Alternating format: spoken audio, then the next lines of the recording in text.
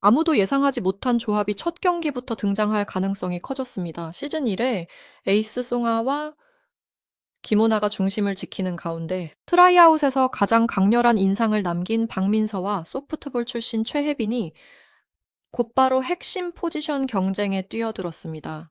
더 놀라운 점은 신입 선수들이 단순한 백업이 아니라는 사실입니다. 공개된 훈련 영상과 첫 회의 테스트 결과를 보면 추신수 감독은 이름값보다 현재의 수비력과 타격 대응 능력을 기준으로 선발 조합을 다시 짜고 있습니다. 시즌 2 첫 경기는 기존 멤버들의 재출발이 아니라 주전 자리를 처음부터 다시 결정하는 생존전이 된 것입니다. 확정된 사실부터 보겠습니다. 2026년 7월 9일 밤 10시 방송된 채널 A 야구 여왕 이 첫 회에서 블랙퀸즈의 시즌 2 완전체가 공개됐습니다. 시즌 1 원년 멤버는 김민지, 김성견, 김오나, 박하얀, 송아, 신소정, 아야카, 이수연, 장수영, 정유인, 주수진, 최현미까지 12명입니다. 여기에 박민서, 최혜빈, 김나영, 김세현, 송민지까지 5명이 새로 합류했습니다. 전체 선수단은 17명으로 늘어났고 추신수 감독과 이대형 코치, 윤성민 코치가 이들을 이끌게 됐습니다. 신입 5명이 합류하는 과정부터 예상을 완전히 뒤집었습니다. 시즌 2 트라이아웃에는 47개 종목에서 모두 308명이 지원했습니다. 제작진의 사전 테스트를 통과해 현장 평가를 받은 인원은 단 18명이었습니다. 처음 공지된 최종 선발 인원은 3명이었습니다. 그러나 현장에서 즉시 전력으로 평가받은 선수가 예상보다 많았고 결국 구단과 제작진의 논의 끝에 2명이 추가됐습니다. 최종 합격자는 3명이 아니라 5명이 됐습니다. 이 결정은 첫 경기의 선수 기용 방식도 바꿀 수밖에 없습니다. 신입을 뽑아놓고 벤치에만 둘 이유가 없기 때문입니다. 가장 큰 변수는 박민서입니다. 박민서는 리틀 야구 선수단에서 뛰었던 경력이 있고 당시 팀의 유일한 여자 선수였습니다. 최연소 여성 선수 홈런 기록을 보유한 것으로 소개됐지만 고등학교 진학 이후 계속 뛸 팀을 찾지 못해 골프로 종목을 바꿨습니다. 야구를 포기한 것이 아니라 야구를 계속할 환경이 없었던 것입니다. 그리고 수년 뒤 야구 여왕 이 테스트장에서 다시 공을 잡았습니다. 박민서의 평가 결과는 압도적이었습니다.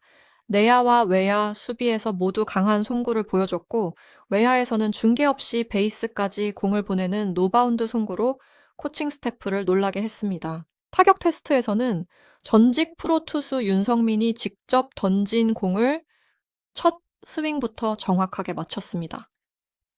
두 번째 타구는 담장을 위협하는 홈런성 타구였습니다. 투구 테스트에서는 시속 110km의 공을 스트라이크 존에 넣었고 시즌 1의 핵심 타자 손가락을 헛스윙 삼진으로 잡았습니다. 추신수 감독과 두 코치는 더 볼 것도 없다는 평가를 내렸고 박민서는 만장일치 1순위로 합격했습니다. 이 기록만 보면은 박민서를 첫 경기에서 제외하는 것이 오히려 더 이상합니다.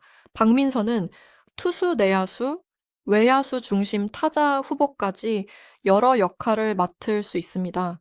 첫 경기 선발 투수로 바로 나설지는 아직 방송 전 공식적으로 확정되지 않았지만 적어도 수비가 중요한 포지션이나 경기 후반 승부처에 투입될 가능성은 매우 높습니다. 특히 박민서가 마운드에 오른다면은 송아와 김오나가 맡아왔던 공격 부담을 분산하면서 투수 운용에도 새로운 선택지가 생깁니다. 두 번째 핵심은 최혜빈입니다. 최혜빈은 소프트볼 선수 출신으로 야구와 가장 가까운 종목에서 실전 경험을 쌓았습니다.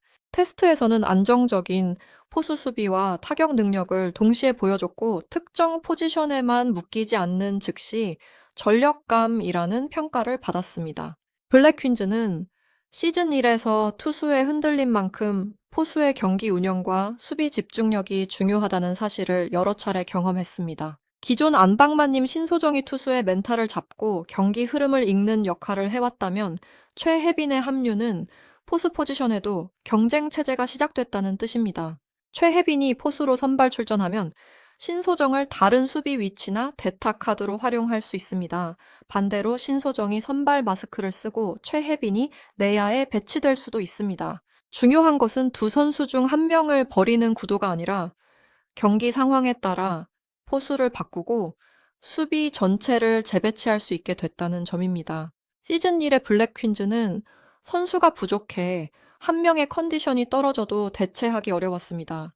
시즌 2는 같은 포지션에 2명 이상의 선택지가 생겼습니다. 김나영도 첫 경기에 숨은 변수입니다. 김나영은 필드 하키 선수 출신입니다. 첫 캐치볼 평가에서는 완벽하지 않았지만 블랙 퀸즈가 가장 필요로 했던 수비 테스트에서 빠른 판단과 안정적인 움직임을 보여줬습니다. 타격 평가에서도 정확한 임팩트를 만들며 다음 단계로 올라갔습니다. 추신수 감독은 단순히 공을 세게 던지는 선수만 뽑지 않았습니다. 실제 경기에서 타구를 따라가고 잡은 뒤 빠르게 송구하며 실수를 줄일 수 있는 선수를 선택했습니다. 김나영이 최종 5명에 포함된 이유도 여기에 있습니다. 테니스 출신 김세현과 배드민턴 출신 송민지는 마지막 순간 추가 합격으로 살아남았습니다. 라켓 종목 선수들은 빠른 공에 대한 반응 속도, 손목 힘, 순간적인 스윙 전환에서 강점을 보였습니다. 이 조 테스트에 나선 라켓 종목 선수들은 세 자릿수 구속의 공에도 빠르게 적응했고, 코칭 스태프는 조 전원을 다음 단계로 통과시킬 만큼 높은 평가를 내렸습니다. 그중 김세현과 송민지는 최종적으로 블랙 퀸즈 유니폼을 입었습니다. 당초 3명만 선발한다는 규칙을 깨면서까지 데려온 선수들이기 때문에 이들 역시 단순한 훈련 멤버가 아닙니다. 그렇다면 시즌 2 첫 경기에서 가장 충격적인 조합은 무엇일까요? 공개된 자료를 종합하면 기존 중심축을 유지하면서 신입을 핵심 수비 위치에 넣는 형태가 가장 현실적입니다.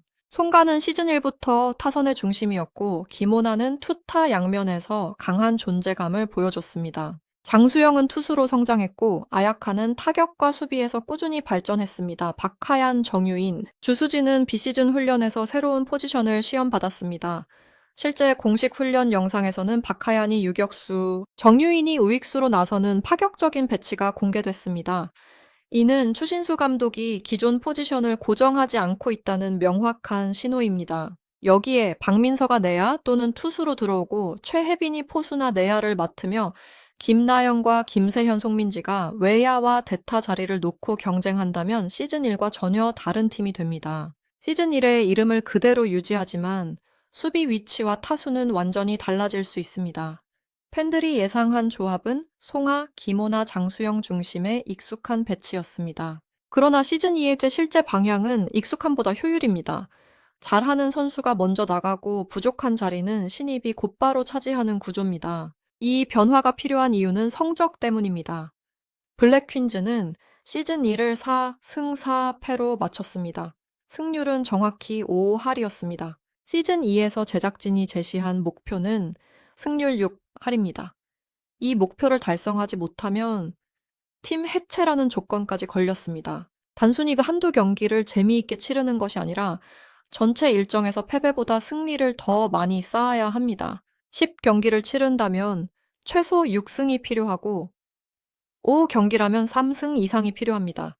한 경기의 실수가 시즌 전체를 흔들 수 있습니다. 더 큰 문제는 상대 수준입니다. 시즌 2의 무대는 국내 여자 야구팀에만 머물지 않습니다. 블랙 퀸즈는 일본과 대만의 여자 야구 강팀을 상대로 국제전까지 준비하고 있습니다.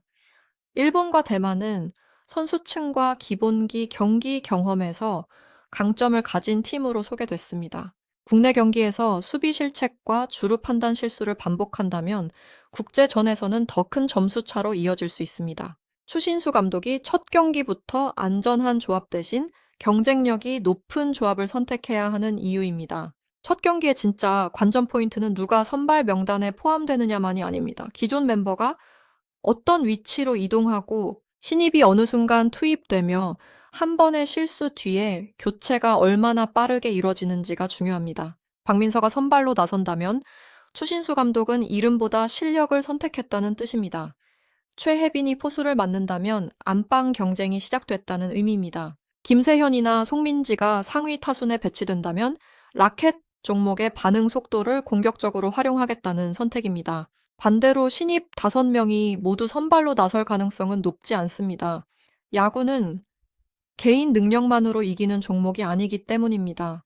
투수와 포수의 호흡, 내야수들의 커버 플레이, 외야수의 중계 위치 주자와 타자의 사인 이해가 맞아야 합니다. 시즌 1 멤버들은 실제 경기에서 승리와 패배를 함께 경험했습니다.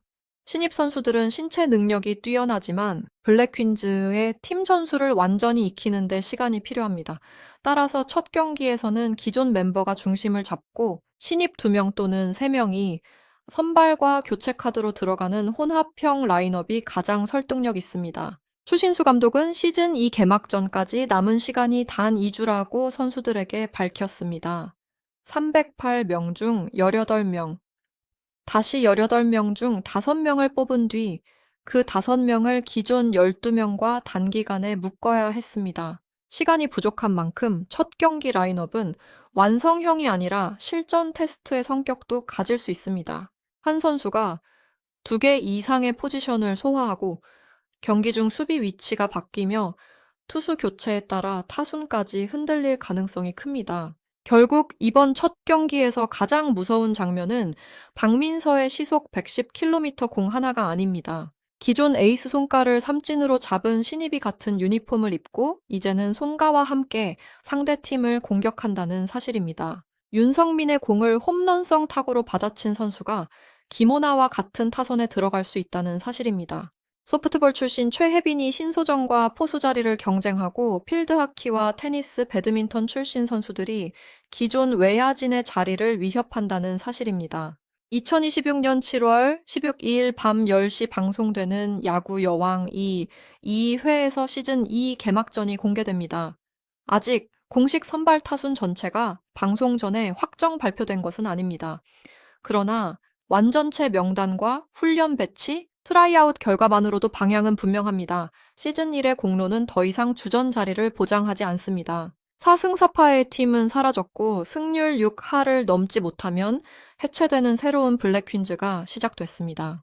첫 경기의 출전 명단이 충격적인 이유는 유명한 선수가 빠져서가 아닙니다. 기존 멤버와 신인 멤버의 경계가 사라졌기 때문입니다. 송하와 김오나가 중심을 잡더라도 박민서가 경기의 주인공이 될 수 있습니다. 신소정이 선발 포수로 나서더라도 최혜빈이 승부처에서 흐름을 바꿀 수 있습니다. 박하얀이 유격수로 이동하고 정유인이 우익수에 배치된다면 시즌 1에서 익숙했던 모든 장면이 달라집니다. 이제 질문은 하나입니다. 추신수 감독은 첫 승을 위해 경험을 선택할까요? 아니면 308명의 경쟁을 뚫고 올라온 신입의 폭발력을 선택할까요? 그리고 시즌 2 첫 경기에서 가장 먼저 자신의 자리를 증명할 선수는 송가일까요? 김오나일까요? 아니면 모두가 논란일 순위 합격자 박민서일까요? 첫 라인업이 공개되는 순간 블랙퀸즈의 진짜 주전 경쟁도 시작됩니다.